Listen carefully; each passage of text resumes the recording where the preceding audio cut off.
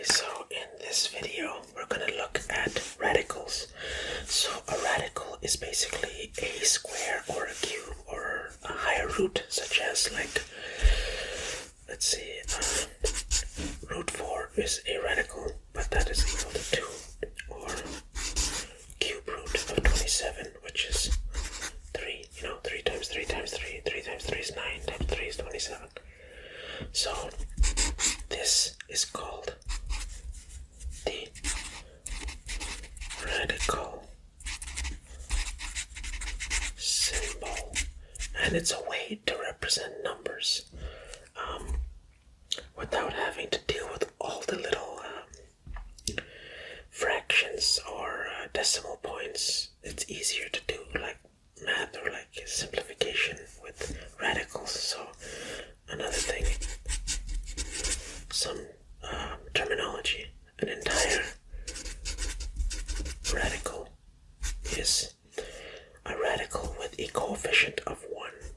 So something that's like, say that, there's like a 1 in front of it, but you don't write it, you just write like that or that.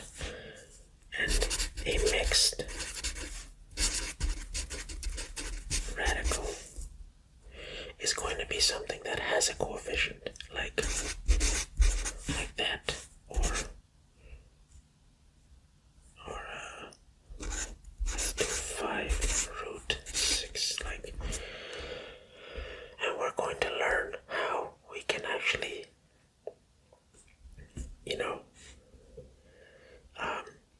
do radical math. So for example, let's say I have root 72, and now I want to take this and express it as a mixed radical, because this is an entire radical. I want to express this as a mixed radical in its lowest possible terms. So I can say that 72, the square root of 72, is equal to the square root of 36 times the square root of 2. And this is true because if I do 70, square root is basically to the power of negative 1 over 2, right? And like, as we know from like our videos on exponent math, you can do, well, not negative, sorry, that is not negative, it's just 1 over 2. It really is just 1 over 2, so 72 to the power of 0.5 is equal to 36 to the power of 0.5 times 2 to the power of 0.5, and like, this becomes, okay, so that comes from our exponent laws. So when we're dealing with radicals and you want to break this down, I know that 2 times 36 is that, and I know that 36 can easily become a 6. And boom, instead of writing root 72, I have such a smaller number, a simpler number to represent it with. And you know what? Let's do another one. Let's do 5 root 27. And I know that this is the equivalent of saying 5 times the root of. Let's try to find a number or two numbers that multiply to 27. But one of those numbers are going to be something that I can square root perfectly. And so number, well, I know that 9 times 3 is 27. And I know that 9 is 3 squared. So I can write it like that. 5 times root 9 times root 3. That's the same as writing 5 times the square root of 9 is 3 times root 3. And now my 5 times 3 is 15. And I'm left with the root 3. So now I have 5 root 27 is the same as that. And you can punch that into a calculator.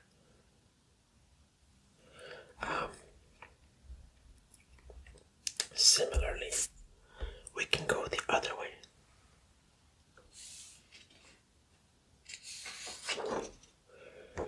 As I'm breaking this down into smaller ones, or into mixed radicals, I can go the other way. Take this and convert it into entire radicals. So let's say I have one. Say I want to take 4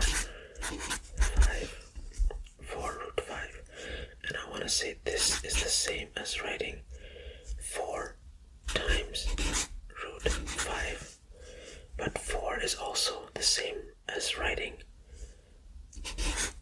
root 16, and I can do that. And when I put these two together from my exponent law, 16 times 5, there you go. Boom.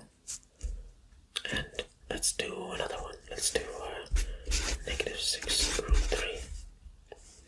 Negative 6 root 3 is like saying negative 6 times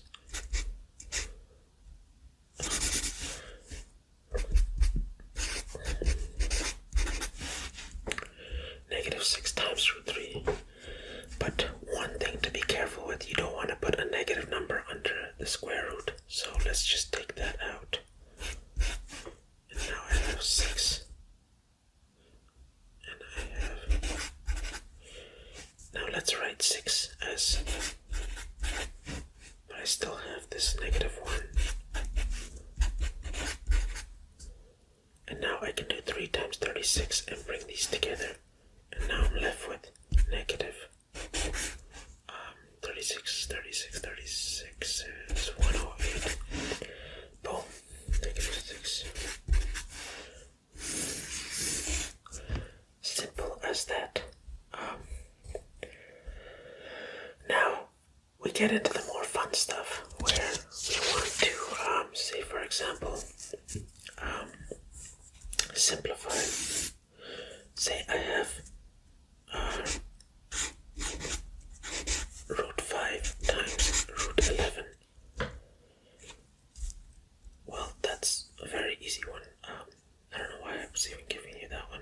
You just do what we've been doing here. 5 times 11 root 55. Okay, let's forget I did that one. Let's do something a bit more complex. Let's do something like right here. Negative 4 root 6 times 2 root 6. Say I have this and I want to multiply them. So when you want to multiply these, just write it out as negative 4. Remember, these numbers, the whole numbers, will multiply by each other, and these two will multiply by each other. So I have negative 4 times 2 times root 6 times root 6. So that's negative 8, and those two will give me root 36. Oh wait, root 36, I can turn that into 6, which is negative, forgot the negative, negative 48. So this is the same as this, and that is that. So let's do something more fun now. Let's do addition. I don't know. Let's try it out. Why not? Maybe you're not ready, but maybe you are. So let's say we want to add radicals. So you can't just add any radical, right? You have to add something called like radicals. And this means like things that have the same root numbers under them. So whatever this value under the root is. So you can add like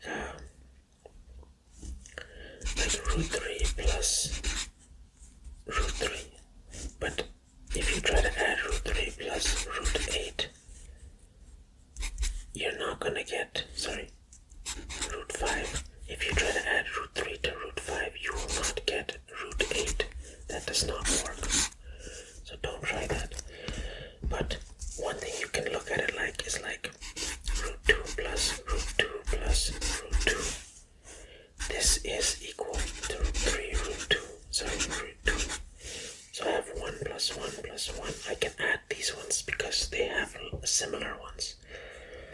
if I was to take root 3 root 2 and add another root 2, I do get 4 root 2.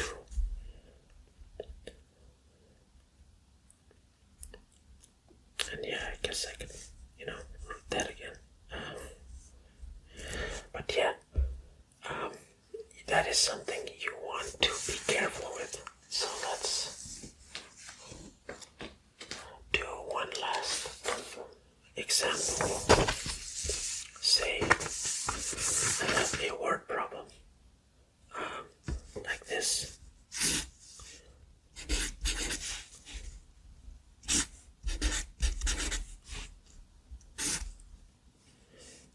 Say I have this polygon, and these are the lengths of the sides. And now I want to find the perimeter. So the perimeter is, I just add up all the sides. So I just write P is equal to root 8 plus 2 root 3 plus root 12 plus root 18. But remember, I cannot add all these up because I need them to have I can only add like radicals. So if you guess that we're going to convert these into something that they're commonly or common radicals, then yeah, you'd be right. Okay, so this first one, I know I can break that down. I can turn root 8 into 2 times 4, because 4 is something that I can square, or take the square root of, sorry. So that's root 4 times root 2 plus, that's already at its lowest, I can't do anything there. I think I can do something with 12. Again, 4 is something I can do. 4 times 3, I can break that down. And what about this one? A multiple of something that I can square, things that I can square. 1, 2, 3, 4. Sorry, wait. I can square all those. I want to take a perfect square root of, well, there's no point in using 1 as a perfect square root. That'll give me 1. I know I can take the square root of 4. I can take the square root of 9.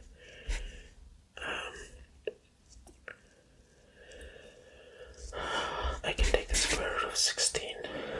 So I know 18 gets divided by 9. So that'll be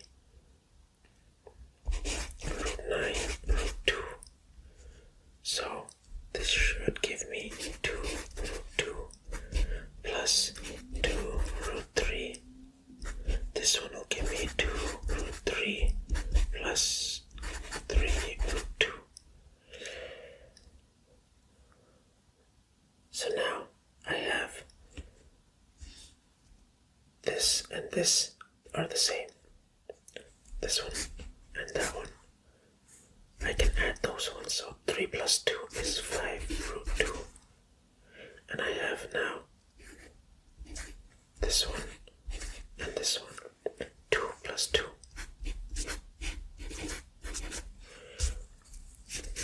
And boom, there is my perimeter.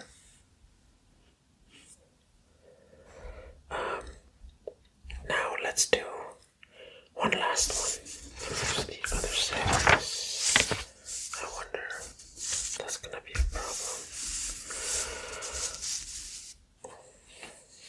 Well, everything gets recycled.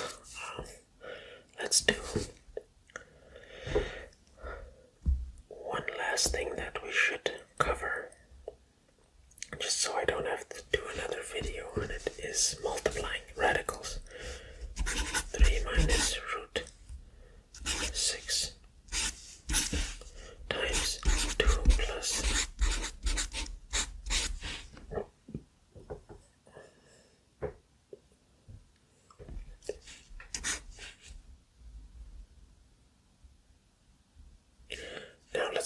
multiply these the same way we would binomials. Let's multiply that. 3 times 2 is 6. And then 3 times root 24 is that. And now let's do this. Minus 2 root 6 minus 6 times 24.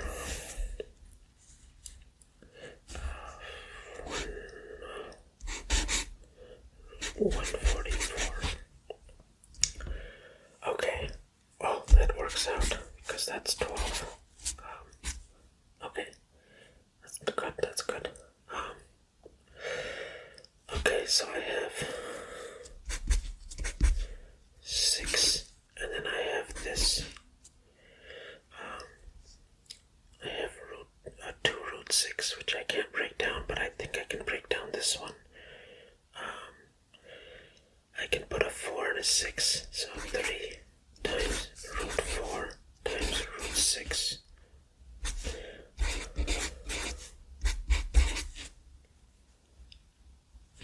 So that's going to become a 2 equals 6 plus 3 times 2 root 6 minus 2 root 6.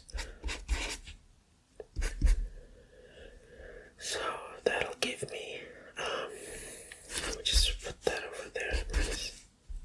Now I have plus 6 root 6 minus 2 root 6. So now I'm left with negative 6 plus 6 minus 2. And that is my solution. So yeah, that is radicals.